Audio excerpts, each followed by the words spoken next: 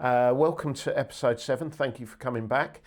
We're now up to 181 subscribers, which is average at best. There's my last 5 years reviews at work, average at best. So we plead with all of you, if you can like it, share it, tell your friends about Inside the Nothing Box. We can push that number up to 190, which would be amazing. But look, we still get some good feedback, so we're going to crack on. Episode 7 is around getting old. Obviously, Graham will be taking us through that part, but also, and more importantly, around ageism, some experiences in the working place. And we've got some really good stuff that we're going to go through. So sit back, lock in, enjoy, and we're going to listen to the good man's dulcet tones. It's fun when we're together. It's fun just hanging out. It's fun when you're around. There's nothing better. Right, Panners? Yes, mate. You? I'm all good, mate. Feels like an age since I last saw you. Yeah. But you know. That's because, unless I'm mistaken, you've been on a holiday again. Yeah. Your cheeky little trip to Croatia for a week, which was very pleasant. What did you do? Stay in a little B&B or something? Yeah, little Airbnb, which got us through, which was lovely. I saw a picture of the Airbnb. Nice. Yeah, it was quite nice. But anyway, I'm not going to talk about that. No, why not? And I quite like this time of the closed season. World Cup's over. It is. We went out in a whimper, as you would normally expect. Very frustrated with that. Can't see myself singing Enzo Fernandez's name when the season starts back at Chelsea. What's your thoughts? It's a difficult one, isn't it? Because you always want your team's players to do well, your club's players to do well on the international stage, but it's a bit difficult when that particular player is an Argentinian twat. Thug. So it's a difficult one, but we'll see. They might sell him with a bit of luck. Hope so. Yeah. But I quite like the close season now. I quite enjoy all the transfers and all that. But look, sorry, we're rabbiting on about football already, and I'm sure that this will not be palatable to many people's ears. No, but you've been all right though? When are you away? I went to Devon for a week. Nice. Which was nice, actually. Wasn't that for your mum's birthday? No. Wasn't it? No. No, that was a previous trip. We went for, that was Wiltshire. No, so just went for Devon. That was nice. And obviously weather was good. And while I was there, I bought you a present. You bought me a present? Yeah.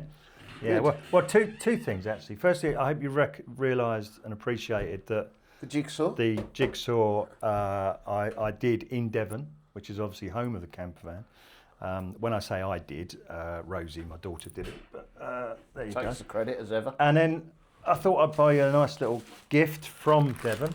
So there we are. So just for the viewers' sake, gifts to this point from Graham to me have been in the main shit. Which is the purpose. No, but I put great thought into mine. Sorry for the rustling. That's beautiful, isn't it? Because it's multifunctional. What is it? Well, it's multifunctional, so it's more than one thing. That's what that means. So it's a bottle opener with my name on it, and a beer mat. So it's both. Oh, that's nice. Not only, and it's a magnet. It's 3 things in one.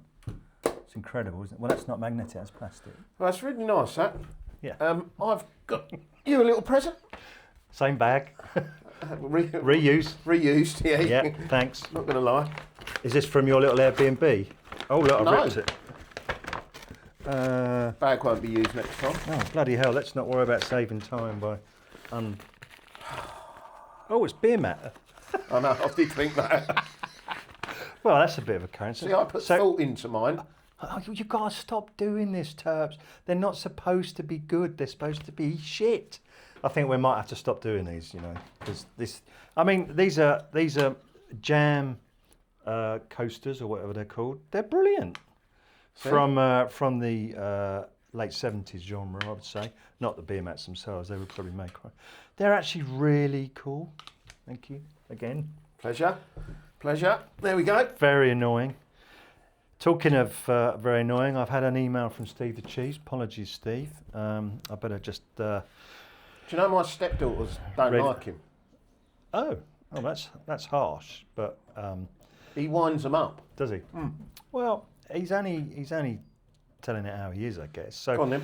So anyway, he's written me an email. It says here, "Dear Spanner and Spurt," which is quite a clever play on Panners and Turps, because it is actually what's it and whatever. It's one of those. Yeah. Okay. So that's quite clever. He said, "Can't believe I'm still watching after all this time. Episode 6 I've just watched. To be strictly accurate, though, I'm no longer a viewer. I'm now a listener."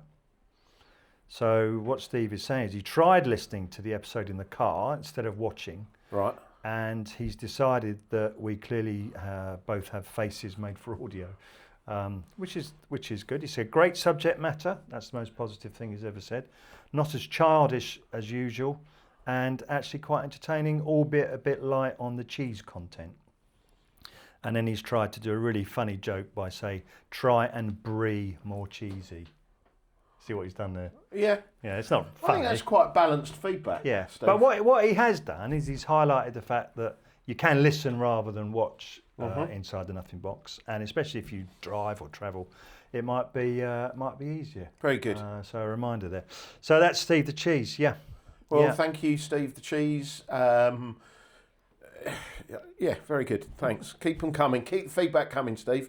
But it's interesting. When I was away, I was with some very good friends, and In your little Airbnb. and their family as well.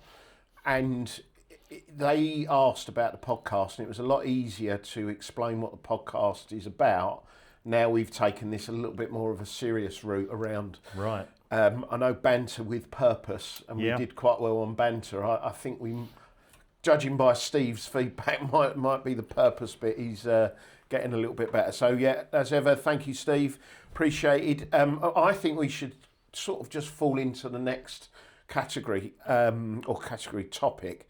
So I pulled this off the internet, and I just wanted to do this as an inroad for you, right? It's serious. So listen, studies show that job seekers over the age of 50 take twice as long to find re-employment compared to younger workers.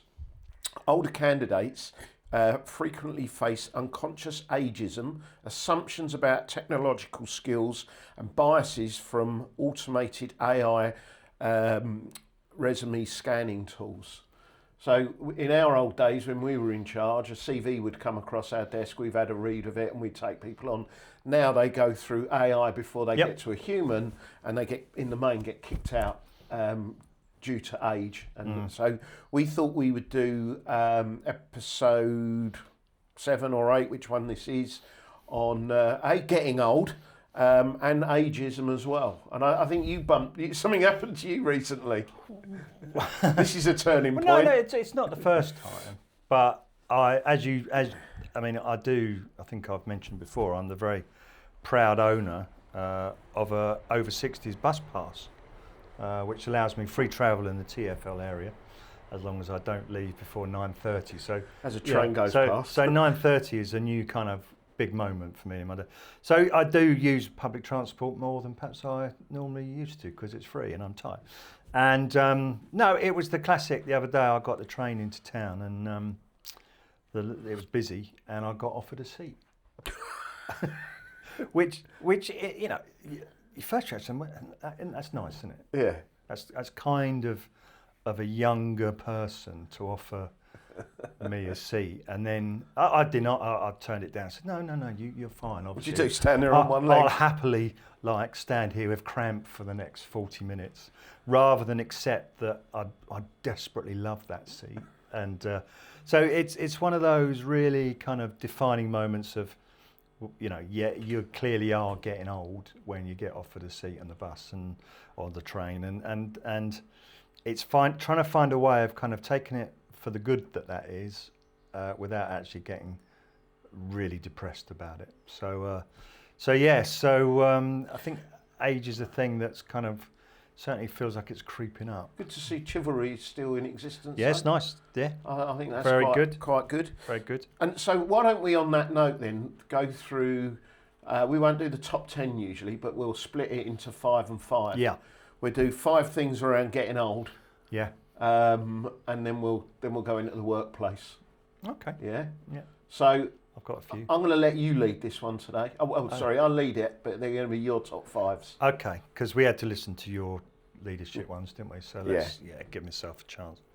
Which I've had some excellent feedback from my mum. Oh, yeah, did she like it? Yeah, good. Yeah. Well, go on then. Well, you want me to come out? I thought you were going to ask me some questions because. Getting old. Oh, okay. So I have come up with a list, but I think first, just to kind of preface this, is there is something weird, I think, at the moment about getting old, because it's kind of like you're between, I feel like as a 61-year-old man, which is what I believe I am now, I feel like I'm in between generations, which obviously you are, but it's kind of back in the day, if I was, I don't know, someone just starting work today, say in their early 20s, late teens, a 61-year-old literally would be just about to die, really. They would be, wouldn't they? A 60-year-old, when you were like 15, 16, 17, was a really old person. And if you saw them in the work, you probably would avoid them, because they're probably a bit aromatic or whatever. And when I used to think, 60-year-old people would wear cardigans and smoke and a tie to go to to do the gardening and nothing wrong with that. I can just imagine you with your Hoover and your scissors out on your lawn in a shirt and tie. But it just feels like people when we were younger were so much older, and yet I'm now almost older than those people. You're that person. I'm that person, but I don't feel like the person I thought I would be when I was that much younger, is what I'm trying to say. Okay. So I don't know whether being older now is different than it used to be, or whether generationally things have moved on. But certainly I don't feel old, but I accept that I am. And so the things that kind of tell me that I'm old, the first one is kind of doing things in public that make you look old. Go on, and give us an example. I'll give you the perfect example. So the other week, a few weeks ago now, in fact it was before last, I went to see a friend of mine in Bristol, and I do believe I was talking to you boys on the way down on the train, and it was quite nice going on a train. It was, going that direction, one of my old haunts, Bristol, and nice journey, quite liked it. Got off the other end, and Dave, an old boss of mine, lovely guy, well, hello Dave, who I was meeting, kind of phoned me to say, we're just down here on the right as you come down the kind of concourse-y bit and down. I said, okay, and I was kind of looking for him, and I'd forgotten that the surface was a bit uneven. It was, if you know Bristol Temple Station, you'll know that it's quite cobbly. Oh God! And also it's on a hill. And yes, so I tripped over basically. So I tripped, and I wasn't even wearing my flip-flops. I tripped, and but rather than just go straight down, which I think is the advice to give, if you trip, go down. I did that kind of tried to stay up thing. You tried to style it out. Well, it wasn't so much styling it out. I thought I can resist falling by, effectively, I hopped on one leg for about 5 steps down a hill, and then eventually collapsed in a fucking heap. To kind of, obviously, then you get it's bad enough that I've just fallen over and I've got a hole in my jeans and I can't, it's then that kind of, all those people who gather round, and one of them started, or I think he was starting a call for an ambulance. And it's like, no, I'm all right. You don't try and make out you were breakdancing or something. Well, but it's dread. But then anyway, I managed to get rid of everybody. And fortunately, Dave and the guys that I was meeting didn't see this. But obviously, when I got there, I kind of had holes in my trousers and blood up me arse. So it kind of But that's one thing. The worst part was the next day, because they made me walk around Bristol, which I thought was really kind.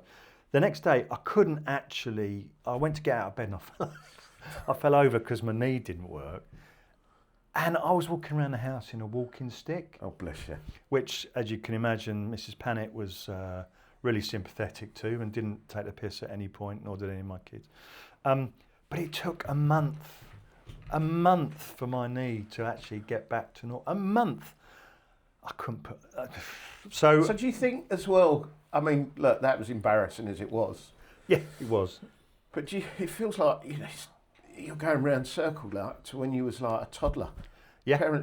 So don't run because you might trip over. Yeah. So maybe we need to, when we go out, I remind you. didn't cry. I bet you Perhaps did. I should. Well, I did inwardly. I was crying at the demise of my youth. So on banging your knee, all right, that's one thing. Yeah. Well, it is one thing. Yeah. Do you find yourself having conversations about your health more as well? No, I hate it. In fact, my number 2 is this whole thing where I go out with my mates now, and there's a real risk that all they do is talk about their health, and I'm not interested. I'm genuinely not interested.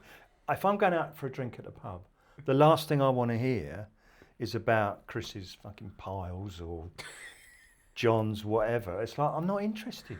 All right? Keep it to yourself. All right? Put up or shut up. If you've got something wrong, talk to your wife. Now, I know men should talk about stuff. And I'm not talking about mental health. No. I'm talking about just like Ailments things that of go sorts. wrong. And things go wrong. You get old. See a doctor. Sort it out. Right? But I'm just not. I will get up and leave the pub if they go on about it. Oh, so if I'm bored of you Not in interested. the pub, I'll start talking about Exactly, and I will lumps, leave. bumps and all sorts. I will leave. Yeah. Can you not just accept that you're old? It's What tough, things right? do you accept? What things to accept? In what way? What do you mean? Well, I used to be able to... I'll tell you what, when we were away, they were all on these bloody water sport activities. And I was going, I'd love to be able to go and do that. But I know if I do it, my knees are going to go, or I'm going to do something to my back. I mean, I'm only 54, nearly 55 next month. Yeah, all right. Well, no, I'm just, you share that, your age. Cool, yeah. Spring. We was talking yesterday about going to golf, and the boys were going, oh yeah, we'll go away, we'll have 5 days away, and we'll play 4 rounds of golf. And I'm thinking, I'm not going to, my body it just won't stack up. I think you do have to make compromises, right? Right. I think that's what you learn is that. So, for example, you and I have occasionally in the past had a day out, which may start early and end late. And it may or may not have involved some alcohol throughout that day. And if that's the case, and I know it's happening, and unless you do your famous, I've got to go out in the evening, so I've got to leave at 5 o'clock, but never do, right? You know that the following day is now a write-off. Yeah. So I'm either going to drink Guinness Zeros all day, or I'm going to have to, just blank the next day and do absolutely nothing. Not because I've necessarily got a headache, but because I'm so tired after a day's drinking. So I think you have to make compromises like that. So either do it and give a day up, or drink that non-alcoholic booze, which isn't great. I have to sometimes, even when I'm meeting you, I might want to wear a certain pair of shoes because I think they look good, and then I think won't be able to wear those. Got too much walking to do today. Really? Yeah. Got to walk to the station, got to go down all those steps. Cobbles. All the cobbles. Yeah, that backfired on me, didn't it? So, kind of comfortable footwear occasionally is not such a bad thing. So we saying the next time we meet up, you might have a walking stick with you. Oh, I hope not quite yet, but you never know. Just You never bash it know. over the But head with I it. must have, one of the stories that I loved that as you know, I helped my mate Chris down at the music hub down the road. Shout out to the Hampton Hub Music, best music venue in London at the moment. Is it? I believe so. Yeah, certainly in Hampton. Yeah. Yeah, but in West London. We're going to obviously. stay on topic? But yes, I am. And they have Part some. of getting They, old. they have. Forgets what we're talking They have a about. range of bands in there, but they had a band in there, and they played a few times. A band called China Crisis. Have you heard of China Crisis? China Crisis. You should have done because they were big in the 80s, and you're an 80s boy, so Oh, right. you should Yeah, have. yeah. And in fact, I believe, if I'm not mistaken, they did have top 10, top 40 records. So they're not. They are known, and I'm sure some of our viewers are. Anyway, so China Crisis have played at the Hub a few times, but China Crisis now are in their kind of late 70s, so they're getting on a bit. And at the end of the gig, the guy from, I forget his name, the lead singer, he said, this is how it's going to work. He's a Scouse guy, but I won't do the accent. He said, this is how it's going to work. So we've got our last song coming up. He said, and what we do is we play it, and what used to happen back in the day is we'd walk off, we'd go into the green room where he said, we played at Wembley. He said, in green rooms, back in our day, there was alcohol, women, drugs. He said, here, there's tea and Kit Kat. He said, so we're not going to bother walking off because we can't be bothered. So what we'll do is we'll finish the last one, which is, and you shout more. We'll just stand here for a minute, and then we'll do it, and then we'll fuck off. That's how it's going to work. And it's like, you know, that to me was like, yeah, that's how it kind of like. There's a compromise. So yeah, so actually, compromises was one of my Now, top five. you had one more, dealing I've with. got two more actually, but never mind. Oh, Go have on. you? Yeah, go on. Oh, I've got dealing with other old people who are living in the past. Yeah, it does. It does frustrate me that people use, and I know we're going to talk about ageism as a discriminatory thing, and I'm a big believer in it being real.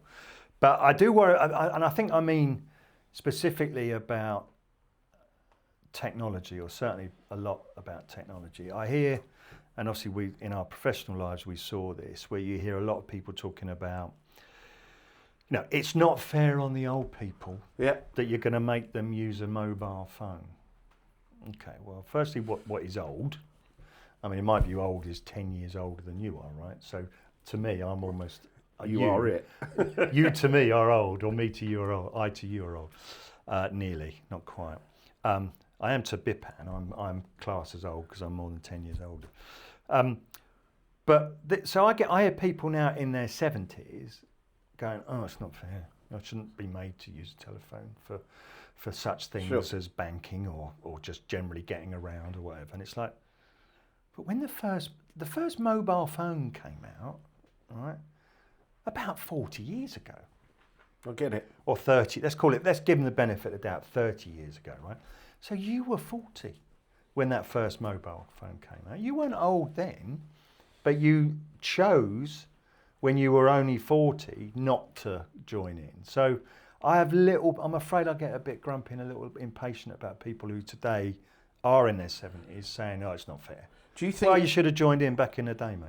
Do you think it's age, or they're using age, but it's actually that they're scared of the unknown? It could be, and look, we shouldn't dismiss vulnerability or whatever as a reason. I get that, and of course that is where today's world is tough for many people. I do understand, but I just think you're right. It's those people who just say it's because of my age I can't use that. Yet that thing existed like when I was so much younger than today. So and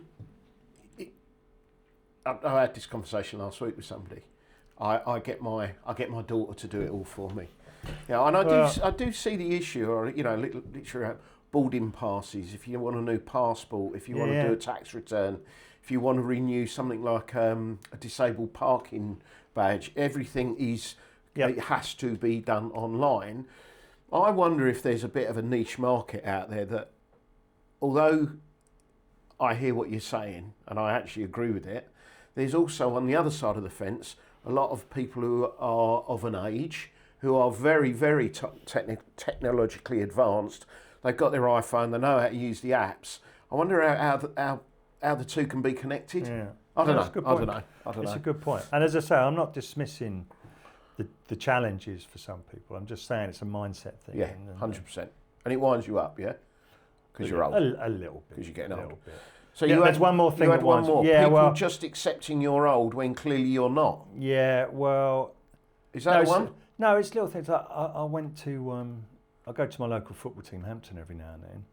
And it's 15 quid for normal people. Normal people? What do you mean, younger people? And younger... No, normal people. And it's 12 quid for pensioners. Or seniors. Or seniors, or whatever. And quite rightly so, right?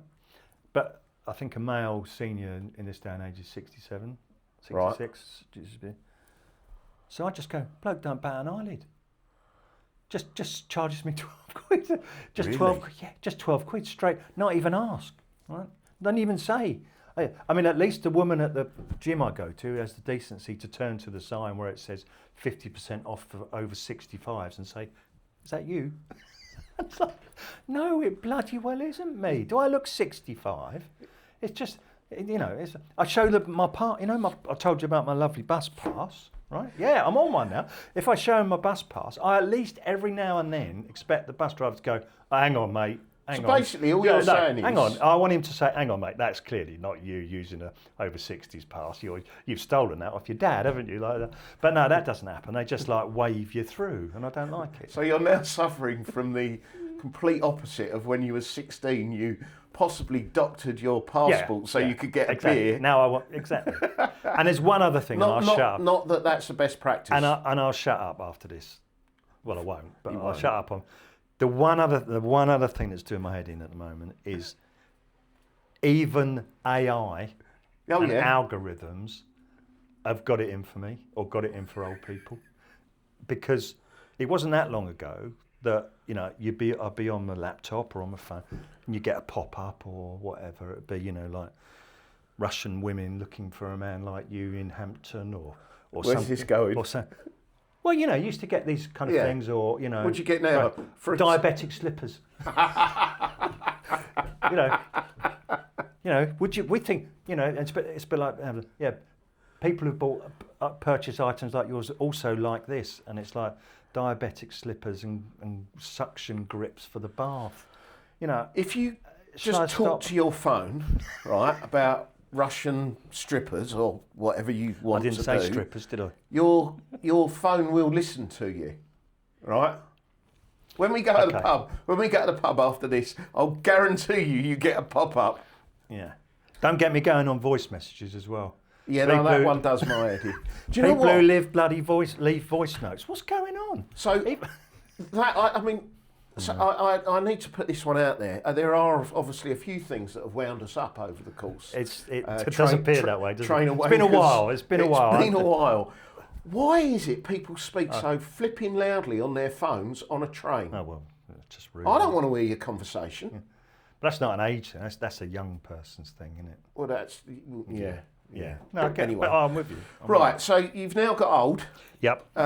You've got the you can't stand up when you go to Bristol. Yep. And you don't like voice notes. Other than that, if we take this into maybe from getting old to ageism. Can I say there are a couple of good things though about being old? Well, you can, but how long is it going to be? Not very long. Because I'm a bit younger than you, and my attention span's a little bit shorter. I think you can legitimately be grumpy. He says, being overly grumpy. I think I can watch Bargain Hunt and not feel guilty. And, Bargain Hunt is a thing of wonder. I can fully appreciate, as you know this, pubs and restaurants with downstairs toilets. When you don't have to walk upstairs, it's like, this is fantastic. No, you mean on the same floor? Well, on the same level, yeah. I mean, if I've had to same walk level. upstairs, but that's fantastic. That's about it, really. So you're happy? That's about it. Well, I'm pleased for you. Yeah. So ageism. Let's talk about ageism. And we'll probably go into maybe the working environment. Yeah. Maybe we'll touch Which, on after all, is probably what we're supposed to be talking Well, about. yeah, but We've got 3 minutes left. I've got Panna's top 5 work-related things which have ageist-related issues attached. Bloody hell. Right. So how about that for a lead-in? Yeah. So number 1, you've put getting a new boss who's younger than you. Oh, you've gone that way around. Okay, so that was kind of a countdown. But All right, yeah, let's do go. it. No, let's go down there. I found it. A genuinely horrifying experience, mate. When the first time you get a boss and he's younger than you, especially if you've worked in a big organisation and suddenly there they are, this new, and it's like, oh geez, right? That it is horrifying, and on a serious note. Can I just ask a question, just to clarify? Is it horrifying that you've now realised you've got to that age where you're bossy, you were once that person? Or is it horrifying that, how am I going to be able to work with this person who's younger? Both. Or both? Yeah. I think it's more the realisation that you are basically going like that, and you're going down the hill of despair for the rest of time. The hill of despair. Just I quite like that. It's kind of. But I think on a serious note, in terms of, I had a boss not that long ago who was quite a lot younger than me, and I do remember in a kind of one of our performance management discussions or whatever they're called, you know, our performance reviews. I remember him saying, and I generally think it was meant with good intent. Sure. He said, I don't see age, or age doesn't mean anything to me. And I don't know how we'd got onto the topic of age. And I kind of reflected on that. I thought, yeah, but actually you should. Because age, whether people agree or not, age is is a unique characteristic like other characteristics. And if you are a 58-year-old working for a much younger person and you're in an organisation, you've been there all your life. I'm not saying you need special treatment. What I'm saying is understand what motivates me. Sure. Treat me as you would anyway. Work out what is important to me. And being a 58-year-old in a changing workplace, I will have specific things that I want to do, which is about sharing my experience, about going on back to solutions that we had years before and reapplying them in a different context, all that stuff. So all I'm saying is, it to me is almost a bit lazy to say age isn't an issue, because to me it is. Whether I like it or not, it is an issue, and I do think when you get older, and we'll come on to some examples in the world, you do get treated differently. Yeah, I do get that. And you mentioned something a few years back, which I remembered. You said they're your feelings, so you can't change my feelings. That's how I feel. Yeah. Whether it be right or wrong, it's how you feel. Yeah. So it's absolutely right in your mind, and it's not up for someone else to change that. I think there's some benefits as well sometimes with a younger boss that I found, like made me feel re-energised, different viewpoints, things that I'd never been exposed to before. So I don't know. Look, I think I'm being a bit playful with the first time. It's horrific. Sure. But to me, I'm always saying that I'm contradicting myself. It doesn't matter how old my boss is. If they're a great guy that does all the, then who cares? It's completely irrelevant in terms of a leader. And you're right. We both work for guys younger than us who have been brilliant. Yeah. We've both worked for guys younger than us who haven't. We've both worked for guys older than us who've been brilliant. And it's that turning point in your own career. I think that's the thing. But that point of, if you are, and maybe this is a kind of thing I'm saying for you guys out there, if you manage someone who's quite a bit older than you and been around the block, I'm not saying you have to treat them with kid gloves. I'm not saying you treat them differently. I'm not saying you have to do everything like it was back in the day, because that in itself is wrong. The world's very different. But do treat that person with not respect, but recognise acknowledgement that they've been around the block and may well have a view, which is maybe different than others, but it's a valid view. And I think that's a really important point to make here, that this part of this episode is around, if you are in a position of leading people of a certain age, maybe a few tips here of things to be mindful of when you're leading people. Yeah. Yeah, because I remember we discussed this before we put this into print. If I was a brand new leader and I was younger than the majority of my team, these might be a few things just to put on your watch list and consider, or hit the delete button or not. And conversely, if you're an older leader, how other people will be feeling. So I think it was probably worth just tabling that. I'm going to take your top 5 completely out of sync, because I think this goes in quite well. One was the new boss who's younger than you. I'm going to go to the next one that I saw, which I think leads on quite nicely, being called experienced, because you touched on that just a second ago. Yeah, I mean, it can be taken, I suppose it depends how you take it, because I think there's two quite polarised definitions or interpretations of that. One, it could mean genuinely you've been there, done it, and we value that. Yeah. Or it could mean you're an old git dinosaur. Yeah. And I think the risk is that it can be misused and come across as a euphemism for, you're out of date. Yeah. And I think that's if experienced becomes like the main descriptor of you, then that's kind of, I think, a bit like, oh, okay, so that's it, right? I've just been around a long time. You might just say old. Yeah. Right. Well, it's almost like another word for being old. So I think if you exactly. I think if you used it in a positive context, it's fine. And what would that be? Give us an example of how you could position experienced in a positive way. So I think Like a play on words. If you work in an organisation, most problems would have happened maybe in a different guise, in a different way, with a different name, in a different context. But most problems that come up would have happened before many, many times. Sure. And all I'm saying is, and what I mean by experience is, an experienced person will have probably been there and lived through that, or dealt with that, or managed it, or failed in it, Sure. whatever. But they were there.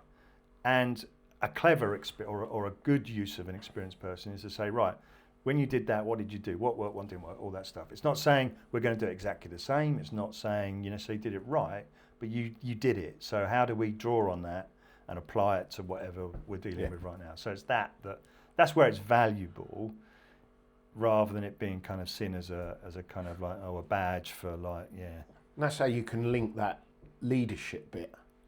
Being that leader to go, I'd really like to draw on your experience. Can you help me out here? Yeah. What's your thoughts? And it comes back to my previous point about, as an individual, that makes me feel cool. Like you're Valued, interested. innit? You're interested in what I've been doing in my life. So, and you believe it might add some value to what we're doing today. Thank you. Yeah, of course.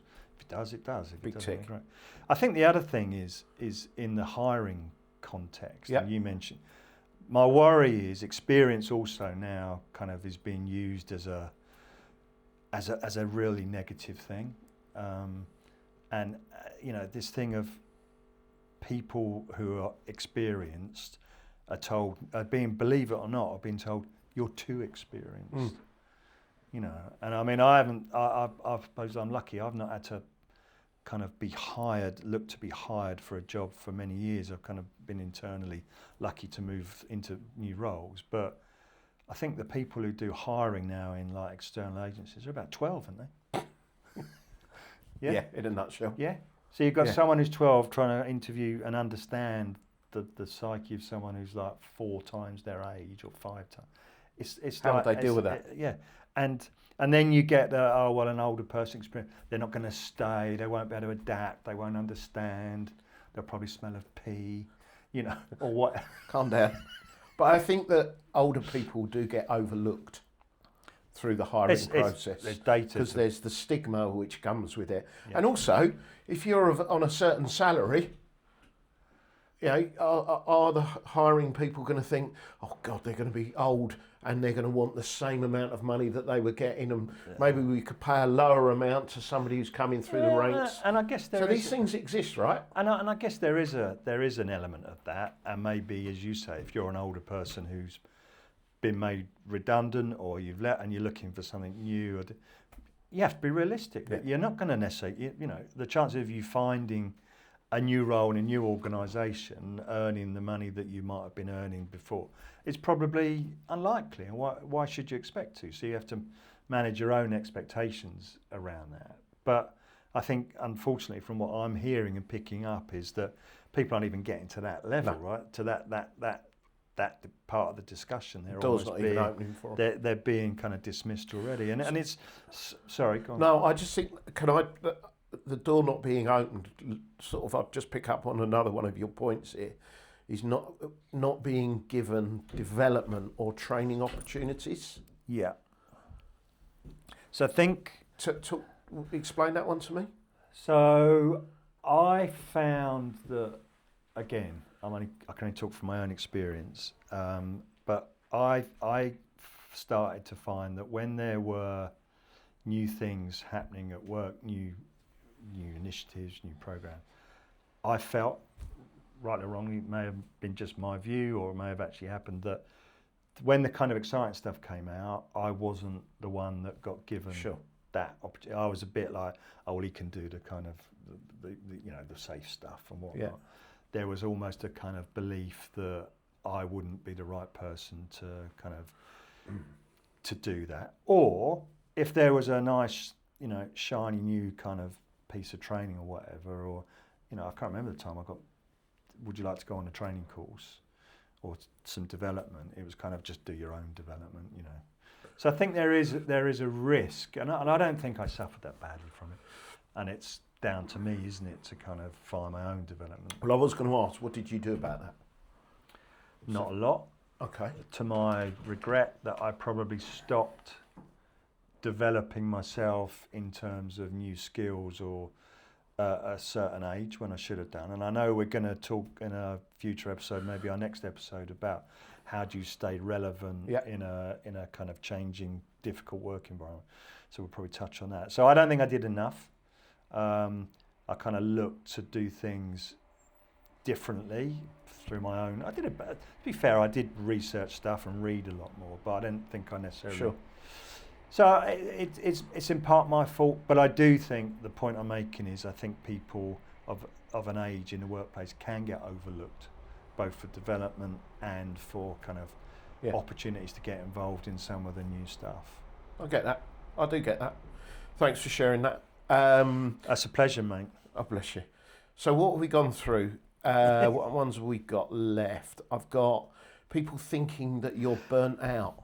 Oh, This is I think a really important one, and I feel quite strongly about this one. So, but I'll try and keep it short. I think there is a risk that as you get older, especially if you've been in an organisation for quite a while or in a role for quite a while, you do go through phases of thinking, kind of, is this for me? I've been doing this now for a long time. Things are changing, and you question whether you think this is for me. And what you're basically saying is, I'm not sure whether I'm quite the kind of fit for this job that I used to be. Sure. Or, to my previous point, maybe you've been managed in a way that makes you feel that you're not any longer a fit.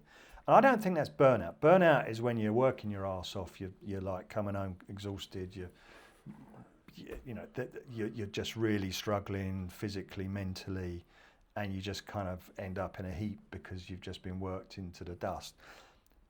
I think misalignment, which is what I'm talking about, is a more common problem for people of our age, my age, which is you just get either pushed or you push yourself into a place where it no longer does it for you. Got you.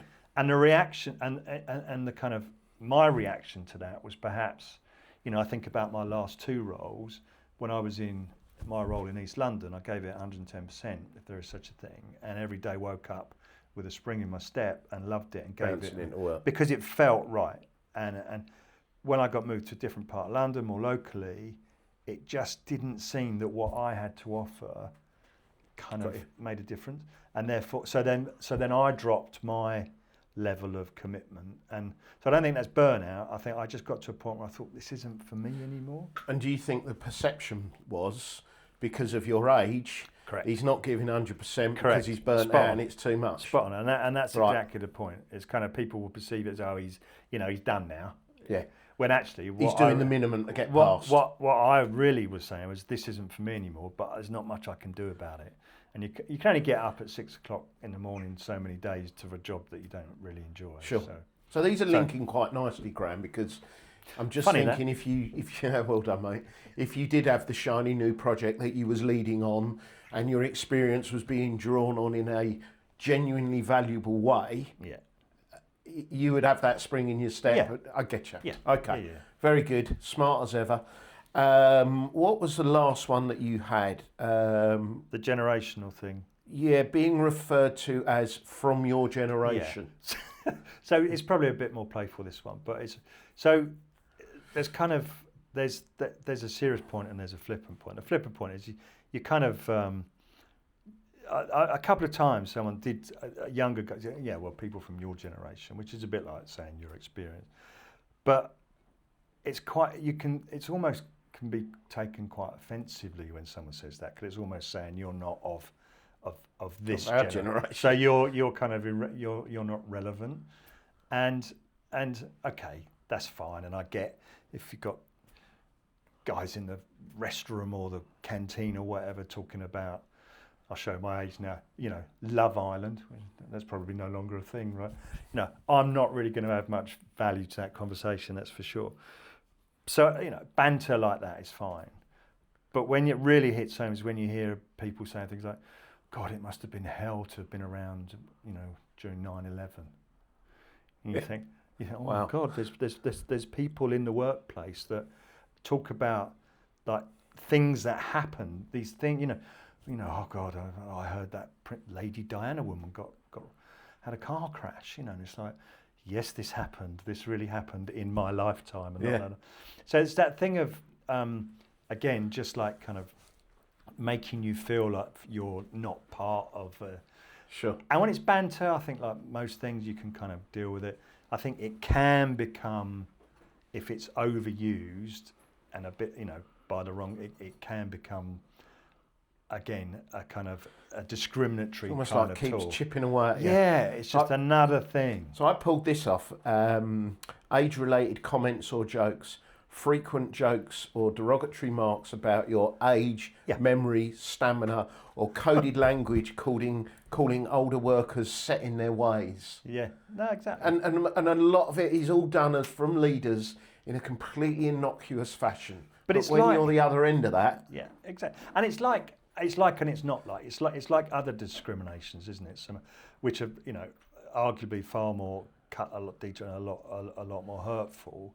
And don't get me wrong, we survived and we'll continue to survive. And but it's not. It's I can say it's not dissimilar. It is dissimilar, but it's true what you say. Yeah.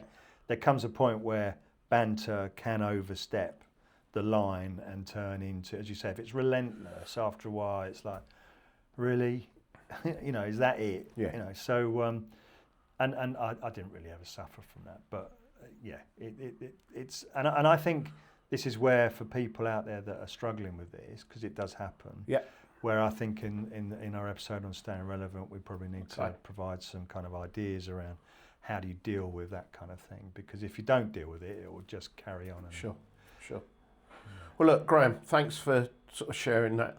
So I can calm down now. You can calm down. You can go and sit in the corner and smoke your pipe with your cardigan on, and don't trip over your walking stick. But thank you for sharing it. On a serious note, though, so at the end of anything, we always ask ourselves SFW, and it's so flipping what. We've just bantered on for 40 minutes, 45 minutes. Now, watch this as a leader, thinking, right, hold on a minute, there's some stuff that they've walked through here.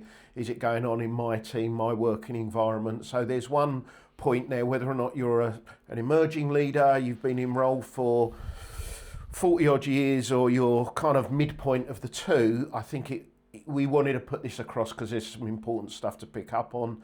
And the second point is we're going to go into our next episode, which will come out in a couple of weeks, which will be about remaining relevant. So how you remained relevant, how I remained relevant, and hopefully, therefore, that will add context to what we've walked through with you today. So cool. Thanks for sharing that with us. And when I get to your age, I hope that I get a rather nice V-neck T-shirt with an octopus on it.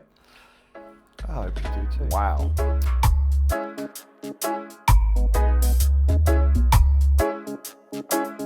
So thanks everyone for tuning into this episode, and sorry if I got a bit excited about the topic of getting old, but hopefully it was of interest to some of you out there. There's quite a lot we touched on, and as ever, there's more to be said about the topic, and there is an awful lot of of content out there at the moment around ageism, and so we're going to put a few links as usual on the website to kind of point you in some direction of some really good kind of authors on this topic, and we'll put a couple of our own articles as we do. So don't forget to pop along to www.insidethenothingbox.com, and as ever, if you've got any thoughts, ideas, want to have a moan, if you're Steve the Cheese and you want to send us some an email, please do, again at pannersandturps@insidethenothingbox.com. As ever, thanks very much, and we'll see you in the next episode.